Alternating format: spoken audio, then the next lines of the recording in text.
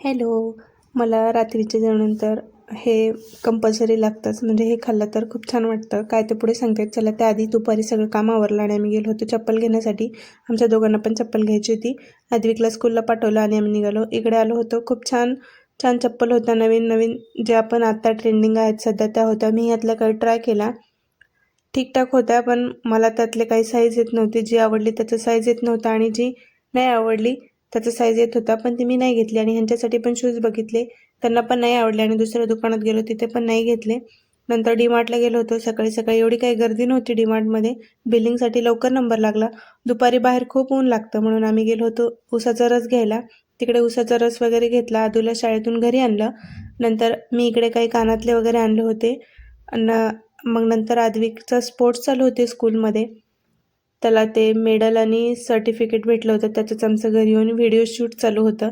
तो म्हणत होता, मम्मी माझा व्हिडिओ काढ. आणि नंतर सायंकाळच्या वेळी मी इकडे सोप भाजायला घेतली होती.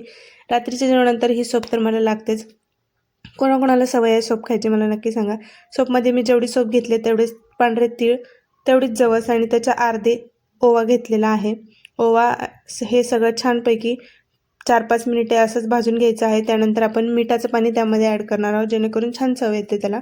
आणि मिठाचं पाणी टाकल्यानंतर ती सोप ओली होते आणि मग ती सोपचं पाणी आटेपर्यंत, ते कुरकुरीत होईपर्यंत आपल्याला त्याला भाजून घ्यायचं. इकडे मी मसाल्याचा डबा पण स्वच्छ धुवून घेतलेला होता. 8 दिवसाला मी हे करत असते, कारण किचन स्वच्छ असलं आणि सगळ्या जागी वस्तू नीटनेटक्या जागच्या जागी असल्या की स्वयंपाकाला पण खूप इंटरेस्ट येतो आणि स्वयंपाकात त्याची चव उतरते आपण जर मन लावून स्वयंपाक करत असलं तर. आणि रात्रीच्या जेवणात मी आज फक्त डाळ भात बनवला होता. डाळीला इकडे मस्त तडका दिला आणि भाताबरोबर गरम गरम डाळ आणि भात, त्याच्यावरून तूप